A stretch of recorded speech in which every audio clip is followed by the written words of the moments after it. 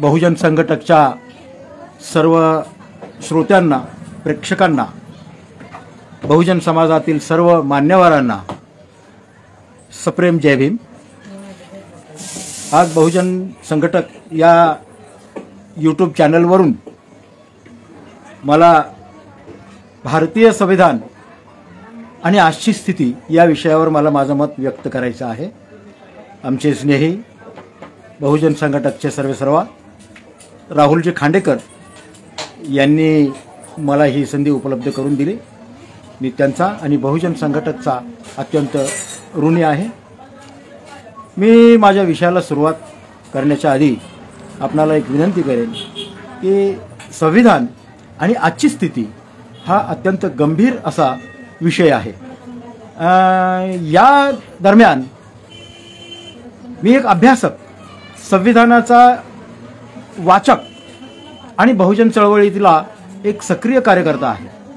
त्यामुळं आज माझ्या विवेचनामध्ये संविधान आणि भारताची आजची स्थिती यावर बोलताना कदाचित मी थोडासा आक्रमक होण्याची शक्यता आहे, परंतु आपण मला या संदर्भात माफ करावं।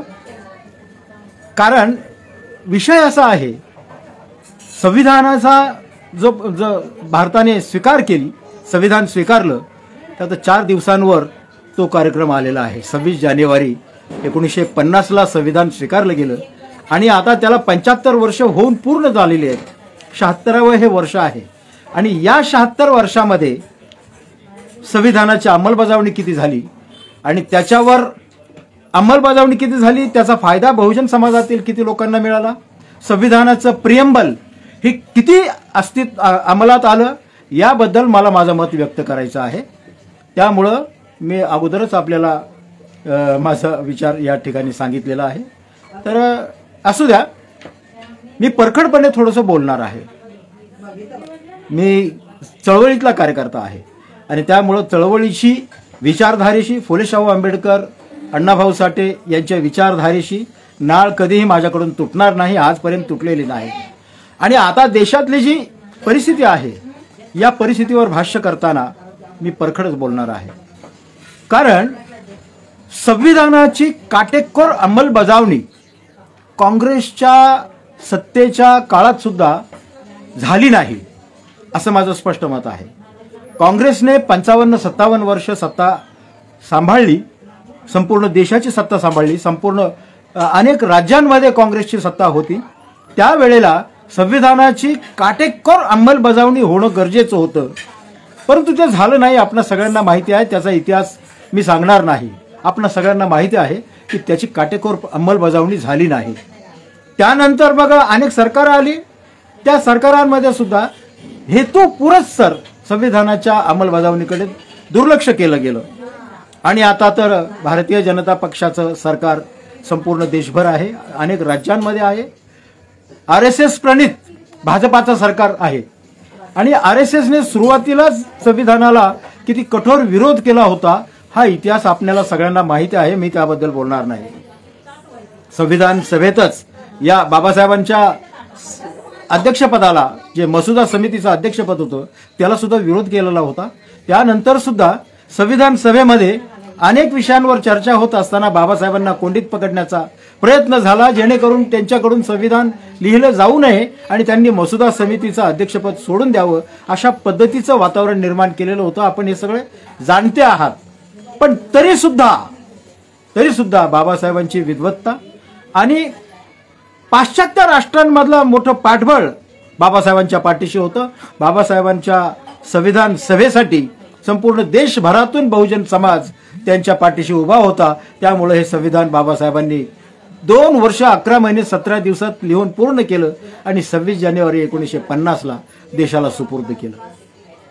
त्या दिवसापासून संविधानाची खऱ्या अर्थाने अंमलबजावणी व्हायला पाहिजे होती, ती झाली नाही आणि आज तर संविधानाचा बट्ट्याबोळ चालू असल्याचं आपल्याला सगळ्यांना विदित आहे, माहीत आहे। काय झालंय गेल्या 75 वर्षामध्ये संविधानाकडे हेतुपुरस्सर दुर्लक्ष झालं असल्यामुळं हेतुपुरस्सर दुर्लक्ष झालं असल्यामुळे राज्यकर्त्यांचं त्या वेळच्या राज्यकर्त्यांनी हेतुपुरस्सर दुर्लक्ष केलं असल्यामुळे माझा हा आरोप आहे, त्यांनी हेतुपुरस्सर दुर्लक्ष केलं. त्यामुळं भारतीय संविधान आणि त्याची मूल्ये ही जनमानसामध्ये रुजली नाहीत. भारतीय संविधानाचं प्रियंबल जे आम्ही भारताचे लोक हे जे होतं हे संपूर्ण भारतातल्या विद्यार्थ्यांमध्ये रुजायला हवं होतं, परंतु ते रुजलं गेलं नाही आणि त्यामुळे संपूर्ण भारतामध्ये विद्वेषाची भावना वाढत गेली की जे इथल्या धर्मव्यवस्थेला मान्य होती आणि धर्मव्यवस्थेच्या प्रभावामुळं ही व्यवस्था वाढत गेली आणि आज तर तिचा पराकोट झालेला आहे. असं आपल्याला निदर्शनास येईल. काय चाललंय? संसदेच्या नवीन इमारतीचं उद्घाटन होणार होतं. देशाचे प्रधानमंत्री नरेंद्रजी मोदी यांनी संविधानाला पायदळी तुडवून देशाच्या ज्या राष्ट्रपती आहेत यांना त्या संसदेच्या नवीन इमारतीचं उद्घाटन करायला येऊ दिलं नाही, म्हणजे त्यांना निमंत्रण दिलं नाही. असं अनेकांच्या बाबतीत घडलं आणि तिथे धर्माचा सिंबॉल तिथे आणला आणि प्रधानमंत्र्यांनी तिथे सगळ्या लोकांना डावलण्याचा प्रयत्न केला, तर ही परिस्थिती आज देखील त्याच पद्धतीने भारतात सुरू असल्याचं आपल्याला दिसून येईल. आजची स्थिती भारतीय संविधानाच्या अगदी विरोधात सुरू असल्याचं आपल्याला दिसून येते. मोदीने इतका राजकीय गैरकारभार केलेला आहे आणि धर्माचा आधार राजकारणाला दिलेला आहे. हा या देशाच्या लोकशाहीला धोकादायक अशी परिस्थिती निर्माण झालेली आहे. हा धोका आहे, हे घातक आहे भारतीय लोकशाहीला. की आजची मोदींची जी भूमिका आहे ही घातक आहे, लोकशाहीला घातक आहे. कशी आपण ह्याचा विचार केला पाहिजे, समजून घेतलं पाहिजे. काय आहे परिस्थिती, काय आहे. आता उद्या म्हणजे 22 तारखेला, उद्याच्या 22 जूनला अयोध्येमध्ये राम मंदिराची प्राण प्रतिष्ठा होणार आहे, उद्घाटन होणार आहे आणि त्या मंदिरामध्ये रामाची मूर्ती प्राण प्रतिष्ठेपणेद्वारे बसवली जाणार आहे. काय आहे. अच्छा ठीक आहे, हे मान्य आहे, परंतु आता अनेक लोकांनी याला विरोध केला. हा धार्मिक कार्यक्रम असून सुद्धा याला राजकीय स्वरूप प्राप्त होत आहे हे सगळ्यांनी सांगितलंय. हे सगळे सांगतायत की हा धार्मिक कार्यक्रम आहे, तो राजकीय कार्यक्रम नाही. हा धार्मिक कार्यक्रम आहे. धार्मिक कार्यक्रमामध्ये राजकीय हस्तक्षेप होऊ नये अशी देशातल्या सगळ्या विरोधकांची ही भावना आहे आणि सर्वसामान्य जनतेला सुद्धा असंच वाटतं की जर हा खरोखरच धार्मिक कार्यक्रम आहे तर मग धार्मिक पद्धतीने तो व्हायला पाहिजे.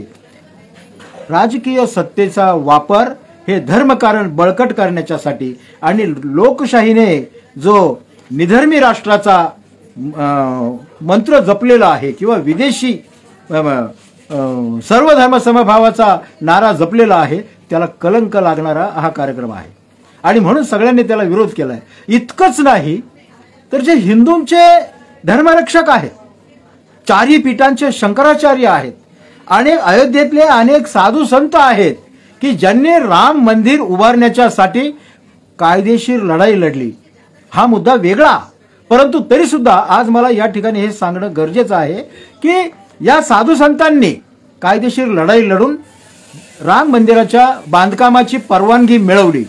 ते काम सुरू झालं, त्याच्यासाठी अनेक कोट्यावधी अब्जावधी रुपयांचा निधी गोळा करण्यात आला राजकारणाच्या माध्यमातून. असं असताना सुद्धा या मंदिराचं उद्घाटन हे मंदिर पूर्ण झाल्यानंतर व्हायला पाहिजे अशी शंकराचार्यांची भूमिका आहे. मी या सगळ्या धार्मिक गोष्टींच्या विरोधात आहे. शंकराचार्यांना माझा कट्टर विरोध आहे. त्यांच्या अनेक गोष्टी आहेत, त्या जात व्यवस्था पाळतात, ह्या सगळ्या गोष्टी आहेत. त्यामुळं मला माझा त्यांना कट्टर विरोध आहे शंकराचार्यांना. परंतु तरी सुद्धा इथे त्यांनी जी भूमिका घेतली, मोदीच्या विरोधात जाऊन बोलण्याची भूमिका घेतली, त्या भूमिकेचं मी स्वागत करतो आणि त्यांची भूमिका योग्य आहे असं मी या प्रसंगात आपल्या सगळ्यांच्या समोर बोलू इच्छितो. बोलतो ते खरं आहे. कारण त्यांनी जो मुद्दा उपस्थित केलेला आहे की मंदिर अपूर्ण आहे, त्यांनी अत्यंत सुंदर उदाहरण दिलंय. शंकराचार्य आता कुठल्या पीठाचे आणि कसले कोण काय नाव आहे त्यांचं, मला काय त्याचं घेणं देणं नाही, पण त्यापैकी एकाने सांगितलं की एखादं घर जर अपुरं असेल तर अपुऱ्या घरामध्ये कोणताही हिंदू आपलं बस्तान बसवत नाही, त्याच्यात तो गृहप्रवेश करत नाही. ते घर पूर्ण बांधून झाल्यानंतर त्याच्यात गृहप्रवेश केला जातो. हे प्रत्येक कट्टर हिंदू जो आहे तो ते मान्य करतो. परंतु इथे तर अपूर्ण मंदिर आहे. अपूर्ण मंदिरामध्ये हे रामाच्या मूर्तीमध्ये प्राण प्रतिष्ठा करणार आहे. म्हणजे आता सामान्य भाषेत बोलायचं झालं, प्राण प्रतिष्ठा म्हणजे काय रे भाऊ, असा प्रश्न मी उपस्थित केला. मला अपेक्षित उत्तरं मिळाली. आता ही प्राण प्रतिष्ठा म्हणजे त्या मृतवत मूर्तीमध्ये प्राण टाकायचा म्हणजे चेतना निर्माण करायची त्या मूर्तीमध्ये. आणि हे काम मंत्रोच्चाराने होतं. आजच सकाळी स्वामी अग्निवेश यांची एक मुलाखत आली सोशल मीडियाच्या माध्यमावर. ते सांगतात की जर एखाद्या मृतवत वस्तूमध्ये प्राण प्रतिष्ठा जर झाली तर ती मृतवत वस्तू तिने हालचाल केली पाहिजे, आपली आहे ती जागा सोडली पाहिजे. त्याचप्रमाणे एखादा मृत माणूस आहे, त्या मृत माणसाच्या मध्ये ही प्राण प्रतिष्ठा या लोकांनी जर केली तर त्या मृत माणसाने उभं राहून चाललं पाहिजे, लोकांशी बोललं पाहिजे, संवाद साधला पाहिजे. त्यांनी तर असं म्हटलंय की ब्राह्मणांनी त्यांचा बाप मेल्यानंतर त्या मेलेल्या बापाच्या मध्ये प्राण प्रतिष्ठा करावी, मग त्यांचा बाप जिवंत होईल आणि मग तो बोलायला लागेल, चालायला लागेल. असं नैसर्गिकरित्या होत नाही, हे स्वामी अग्निवेश यांनी आज सकाळीच सोशल मीडियावर जाहीर केलेलं आहे. या वस्तुस्थिती आहे, ही घटना आहे. या घटनेचा बहुजन समाज विचार करत नाही. आणि पुन्हा तो रामाचा जयघोष, रामाचा बाप बनण्याचा प्रयत्न हे ब्राह्मण मंडळी करत आहेत, RSSची मंडळी करत आहेत. आणि मोदी आता हा रामाचा बाप बनायला चाललेला आहे उद्या. या मोदीला जर अक्कल असेल, थोडी सुद्धा अक्कल असेल, तर त्याने हा कार्यक्रम उद्याच्या उद्या रद्द करावा आणि संपूर्ण देशाची माफी मागावी. की राम ही आस्था आहे, हे श्रद्धास्थान आहे. ठीक आहे, मान्य आहे, तिथपर्यंत श्रद्धेपर्यंत ठीक आहे. परंतु त्या श्रद्धेचं स्तोम माजवून बहुजनांची दिशाभूल करणं, बहुजनांना गुलामीच्या खाईत पुन्हा लोटण्याचा प्रयत्न करणं आणि त्यांच्यावर अंधश्रद्धेचा बडगा दाखवून अंधश्रद्धा पसरवणं हा तर कायदेशीर गुन्हा आहे. मोदीवर कायदेशीर गुन्हा दाखल करावा अंधश्रद्धा पसरवतो म्हणून. आणि ही अंधश्रद्धा नाही असं कोणत्याही विद्वानांनी, हिंदू धर्माच्या विद्वानांनी, सनातन धर्माच्या विद्वानांनी सिद्ध करावं की ही अंधश्रद्धा नाही, हे सिद्ध करावं. शंकराचार्यांना जर मोदींनी अजून एक गोष्ट करावी, त्यांच्यात हिंमत असेल तर, आणि देशाचं प्रधानमंत्री म्हणून त्यांना जर म्हणून घ्यायचं असेल, घोषित करून घ्यायचं असेल आणि आपली स्वतःच टिमकी वाजवायची असेल तर त्यांनी आता एक काम करावं. उद्याचा मंदिराचा जो प्राण प्रतिष्ठेचा कार्यक्रम आहे हा संपूर्ण 4 पीठांच्या शंकराचार्यांना सोपवावा.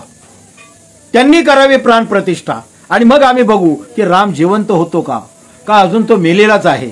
आणि कोणता राम जिवंत आहे हे सगळं कळेल संपूर्ण देशातल्या लोकांना आणि पाश्चात्य राष्ट्रातल्या लोकांना सुद्धा कळेल की भारतातल्या ज्या हिंदू धर्मीयांचे जे वेद आहेत, जे मंत्र आहेत, वेद मंत्र आहेत, हे मंत्र किती पॉवरफुल आहेत की विज्ञानाला सुद्धा त्यांनी मागे सारलं आणि मंत्राद्वारे मृत व्यक्तीमध्ये, निर्जीव वस्तूमध्ये, दगडामध्ये प्राण प्रतिष्ठा करून त्या दगडाला बोलायला लावलं, चालायला लावलं आणि विज्ञानावर मात केली. हे संपूर्ण जगातल्या लोकांना जर दिसायचं असेल तर या मोदींनी हे चॅलेंज स्वीकारून उद्याचा कार्यक्रम त्यांनी रद्द करावा. अन्यथा शंकराचार्यांना या प्राणप्रतिष्ठेचं निमंत्रण द्यावून त्यांच्या हस्ते प्राणप्रतिष्ठा करून घ्यावी.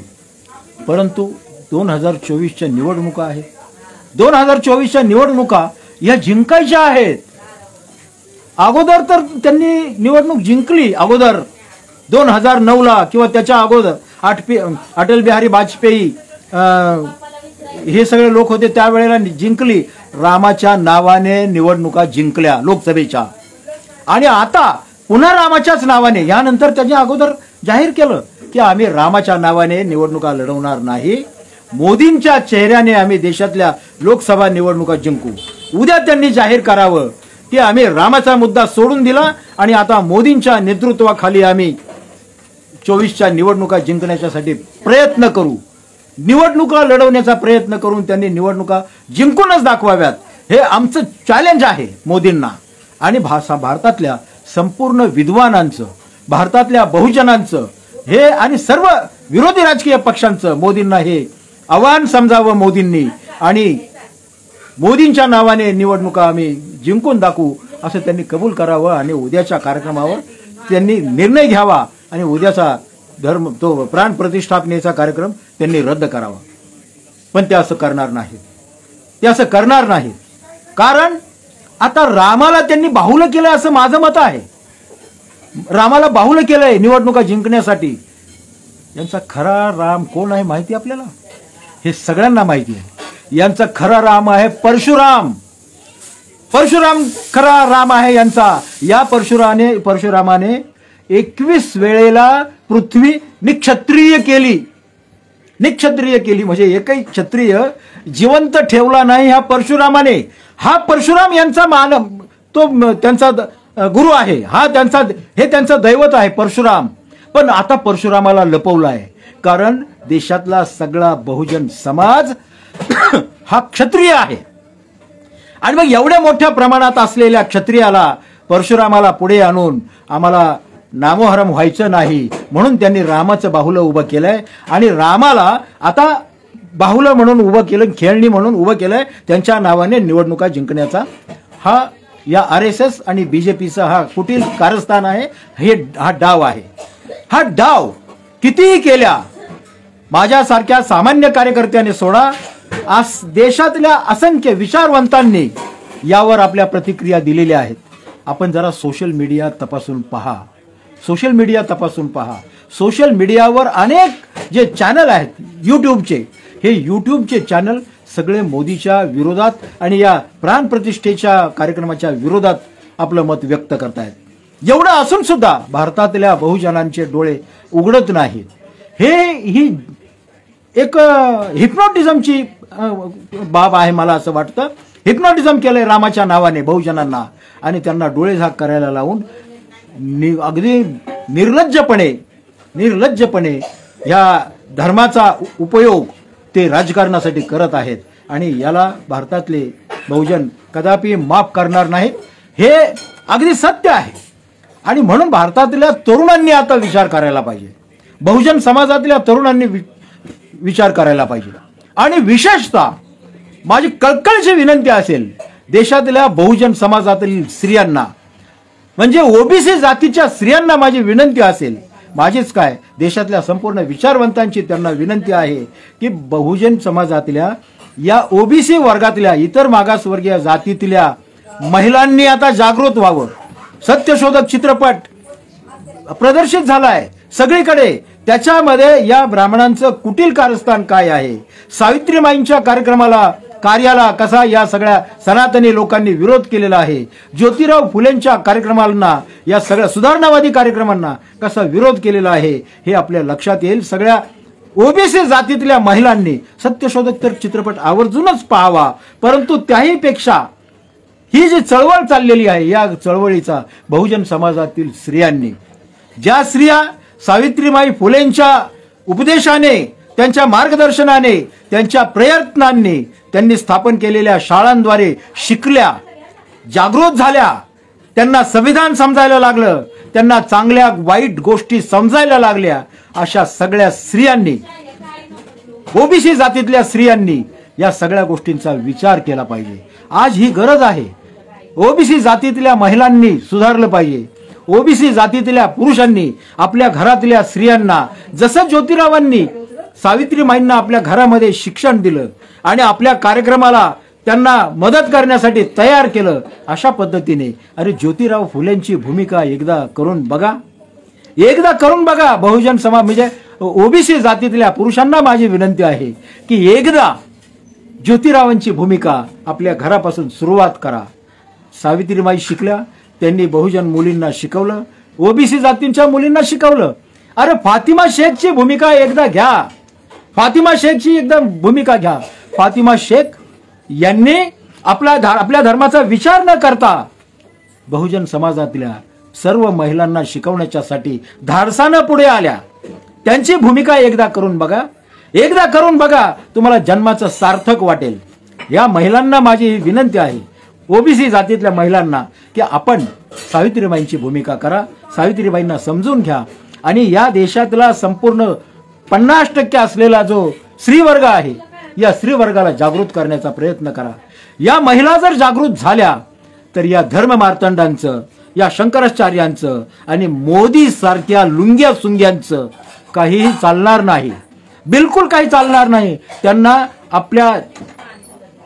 आपली बुडं सांभाळून पळून जावं लागणार आहे, कारण यांच्या बुडावर बहुजन समाजातल्या स्त्रिया, ओबीसी जातीतल्या स्त्रिया लाथा घालणार आहेत. आणि म्हणून अशा या सगळ्या गोष्टींचा विचार बहुजन समाजातील या सगळ्या महिलांनी करावा. केवळ ओबीसी जातीतल्याच महिलांनी नाही, सगळ्या महिलांनी.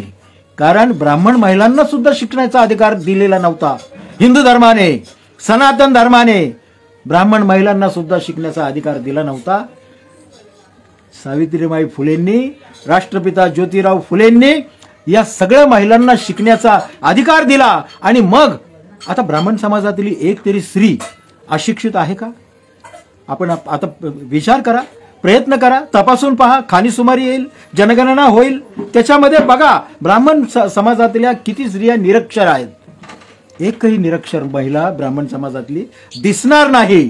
ज्यांनी त्यांच्या सावित्रीबाईंच्या अंगावर शेण दगड टाकले त्या वर्गातल्या महिला आज त्यांच्या पुण्याईने, सावित्रीबाईंच्या पुण्याईने पुढच्या पदापर्यंत गेलेल्या आहेत. देशाच्या राष्ट्रपती द्रौपदी मॅडम ह्या मुर्मू ह्या सुद्धा सावित्रीबाईंनी जर शिक्षणाचं द्वार उघडं केलं नसतं बहुजन समाजाला, तर त्या आदिवासी महिला आहेत त्यांना सुद्धा शिक्षणाचा अधिकार मिळाला नसता, त्या राष्ट्रपती बनू शकल्या नसत्या. या सगळ्या गोष्टींचा विचार आता महिलांनी करणं गरजेचं आहे. महिला जर जागृत झाल्या तर संविधानाच्या विरोधात एक अक्षर काढण्याची कोणाचीही हिंमत होणार नाही आणि राज्यकर्त्यांची तर अजिबातच होणार नाही.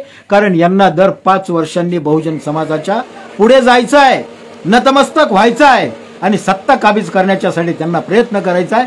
त्यांची सुद्धा हिंमत होणार नाही की संविधानाच्या विरोधात एक अक्षर काढण्याची. म्हणून आजचं संविधान जे आहे हे चिरंतर चाललं पाहिजे, चिरंतर चालणार आहे, कोणाचीही हिंमत नाही. आणि आता काय लोक म्हणतात की संविधानाचं आम्ही बदलून टाकू आमची सत्ता आली तर. खेळ वाटला काय? खेळ वाटला? काय तरतूद आहे? अरे डॉक्टर बाबासाहेब आंबेडकरांनी अशी तरतूद करून ठेवलेली आहे या संविधानामध्ये की संसदेमध्ये पूर्ण बहुमत पाहिजे, 2/3 बहुमत तर पाहिजेच, शिवाय 21 राज्यांमध्ये 21 राज्यांचा पाठिंबा पाहिजे संविधान बदलण्यासाठी अथवा त्याच्यातल्या दुरुस्त्या मांडण्यासाठी. 21 राज्यातल्या सरकारांचा त्याला पाठिंबा पाहिजे आणि 2/3 पूर्णपणे बहुमत ह्या संविधान बदलण्याच्यासाठी आवश्यक आहे. ही मेघ बाबासाहेबांनी मारलेली आहे. आणि 21 राज्यांमध्ये बीजेपीची, RSSची आणि कोणत्याही हिंदुत्ववादी संघटनांची येत्या 500 वर्षात सत्ता येणार नाही. ही काळ्या दगडावरची रेष आहे, हे त्रिकालाबाधित सत्य आहे. पण या गोष्टीचा विचार जर बहुजन समाजाने केला, बहुजन तरुणांनी केला तर हे शक्य आहे. अन्यथा या मोदीचं आणि त्याच्या राक्षसी वृत्तीचं काही बिघडणार नाही, कोणीही काही बिघडवू शकणार नाही. अशा प्रकारची प्रक्रिया आता सुरू झालेली आहे. आणि 2024 नंतरच्या लोकसभेच्या निवडणुकीनंतर जर तुमच्या माझ्या दुर्दैवाने किंवा ही शोकांतिका म्हणूयात आपण फार तर, जर यांचं सरकार सत्तेत आलं तर देशातल्या बहुजनांचा वाटोळ झाल्याशिवाय राहणार नाही. आताच यांनी संविधानाचा खेळ खंडोबा लावलेला आहे आणि मग हे संविधान सुद्धा अस्तित्वात राहणार नाही. हे कशाचीही तमा बाळगत नाहीत. हे कुठल्याही गोष्टीचा विचार करत नाहीत. यांना विचार करण्याची अक्कलच नाही. अक्कलेचं वाटप असताना हे तिथे उपस्थित नव्हते असं म्हणण्यास काय हरकत नाही. म्हणून यांना अक्कल नाही. हे अक्कलशून्य लोक आहेत. हे कुठल्याही थराला जाऊ शकतात. हे त्यांनी आत्ताच आपण ही त्यांची पायरी ओळखावी. 24ला अरे यांना रस्त्यावर उभं राहण्याची सुद्धा संधी मिळू नये याच्यासाठी संपूर्ण भारतातल्या बहुजन समाजाने आणि जनरल सर्व समाजाने, अल्पसंख्याकांनी, धार्मिक अल्पसंख्याकांनी सुद्धा जे भारतात राहतात, भारतातच राहतात, भारताचे नागरिक आहेत, त्यांनी सुद्धा त्या अल्पसंख्याकांची सुद्धा ही जबाबदारी आहे की आता भारताचं संविधान हे चिरंतन राहिलं पाहिजे. अनंत काळासाठी ते संविधान अस्तित्वात असलं पाहिजे आणि संविधानाचा उपयोग भारतातल्या प्रत्येक व्यक्तीला, भारतातल्या प्रत्येक नागरिकाला हे झाला पाहिजे. भारतीय संविधानाचं प्रियंबल, आम्ही भारताचे लोक, भारताचे एक सार्वभौम लोकशाही प्रजावादी गणतंत्र राज्य निर्माण करण्याचा आम्ही प्रयत्न करू. ही प्रतिज्ञा पूर्ण करण्यासाठी संपूर्ण ही प्रतिज्ञा, हे प्रियंबल हे शालेय अभ्यासक्रमात आता आणलं पाहिजे आणि हे विद्यार्थ्यांच्याकडून पाठ करून घेतलं पाहिजे. आणि याचे अर्थ एक अभ्यासाचा 1 तास, शालेय शिक्षणाचा जो अभ्यासाचा तास असतो, जो वर्ग असतो 1 तासाचा वर्ग, जो 40-45 मिनिटांचा असतो, तो 1 तासाचा पूर्ण वर्ग, पूर्ण तास संविधानाचा अर्थ, प्रियंबलचा अर्थ आणि संविधान कोणासाठी आहे, का निर्माण झालं, कशासाठी निर्माण झालं, या सगळ्या गोष्टी याच्यामधून झाल्या पाहिजेत. हे अगोदरच व्हायला पाहिजे होतं. 55 वर्ष सत्ता गाजवणाऱ्या काँग्रेसने हे काम करायला पाहिजे होतं. त्यांनी ते केलं नाही आणि त्याची फळं आज संपूर्ण भारतातल्या बहुजन समाजाला भोगावी लागत आहे. पण त्यातल्या त्यात एक गोष्ट थोडीशी, मला पूर्ण विश्वास नाही, पण एक यत्किंचित असा किरण मला दिसतोय की आता काँग्रेसचे जे नेते आहेत, तरुण नेते आहेत, राहुल गांधी यांनी संविधान आता डोक्यावर घेतलंय आणि संविधानाच्यासाठी ते लढायला तयार झालेले आहेत. कारण आतापर्यंतच्या सगळ्या त्यांच्या विवेचनात, भाषणात आणि त्यांच्या भारत जोडो यात्रांमध्ये संविधानाचा उदो झालेला आहे. आणि आता जर यांनी संविधानाकडे पाठ फिरवली तर इंदिरा गांधीला कुणी क्षमा केली नाही. हो, इंदिरा गांधीला कोणी क्षमा केली नाही. एकच वाघ होता, लोक असं म्हणतात की संसदेमध्ये एकच पुरुष होता आणि वाघ होता तो इंदिरा गांधी. त्यांना कोणी जुमानलं नाही. तर राहुल गांधी यांनी जर आता संविधानाकडे पाठ फिरवली 24च्या निवडणुकीत, तर त्यांना सुद्धा कोणी जुमानणार नाही. त्यांना रस्त्यावर येण्याची पाळी आणल्याशिवाय भारतातला हा संपूर्ण जागृत वर्ग राहणार नाही असं मला या निमित्ताने वाटतं. आणि म्हणून मी अत्यंत प्रामाणिकपणे आणि अत्यंत कळकळीने सर्व बहुजन समाजातील तरुणांना, महिलांना आणि सर्व विचारवंतांचं तर आहेच, परंतु सर्वसामान्य शेतकरी, कष्टकरी, गरीब, अनुसूचित जाती जमाती, इतर मागासवर्गीय, अल्पसंख्याक यांना विनंती करतो की ही आता दुर्लक्ष करण्याची घटना राहिलेली नाही. ही वेळ जागृत राहून आता संविधानाला वाचवण्याच्यासाठी आणि संविधानाचं समर्थन शेवटपर्यंत करण्याच्यासाठी, संविधानाचं राज्य निर्माण करण्यासाठी. लोक म्हणतात आम्हाला रामराज्य पाहिजे. कोणतं रामराज्य? की ज्या रामाने आपल्या पत्नीला अग्निपरीक्षा द्यायला लावलं ते रामराज्य? कोणतं रामराज्य? एकलव्याचा खून केला, सुग्रीवाच्या पाठीत खंजीर खुपसला, हे रामराज्य पाहिजे बहुजनांना. या गोष्टीचा विचार केला पाहिजे. बहुजनांना रामराज्य नाही, बहुजनांना भीमराज्य पाहिजे, संविधान राज्य पाहिजे. भीमाने निर्माण केलेल्या संविधानाचं राज्य बहुजन समाजाला पाहिजे. हे राज्य निर्माण करण्यासाठी तुम्ही आम्ही आता रस्त्यावर उतरलो पाहिजे. संपूर्ण बहुजन समाजात जागृती केली पाहिजे, महिलांमध्ये जागृती केली पाहिजे मोठ्या प्रमाणात. मी स्वतः या कामामध्ये, माझं आता वय 68-69 वर्षांचं आहे. मला जे आता उर्वरित जे आयुष्य आहे हे बोनस आयुष्य आहे. हे संपूर्ण आयुष्य मी संविधान संरक्षण, संविधानाची जागृती आणि संविधान चिरंतन राहण्याच्यासाठी बहुजनांमध्ये जागृती करण्याची शपथ घेतो आणि त्या पद्धतीने मी माझं उर्वरित आयुष्य संपूर्ण संविधानाच्यासाठी समर्पित करतो. एवढं मी माझं मत व्यक्त करतो. माझ्या विवेचनातून, माझ्या बोलण्यातून काही लोकांना वाईट वाटण्याची शक्यता आहे, ते मी गृहीत धरलेलं आहे. अगोदरच त्याबद्दल मी दिलगिरी सुद्धा व्यक्त केलेली आहे. आणि माझं जर काय चुकलं असेल तर मला माझा फोन नंबर मिळेल तुम्हाला, त्या फोनवर मला संपर्क साधा, मी आपल्याशी चर्चा करायला तयार आहे. आणि आता गप्प बसून चालणार नाही, आता रस्त्यावरच आलं पाहिजे. कारण उद्याचा दिवस हा बहुजनांच्या भवितव्याचा दिवस आहे.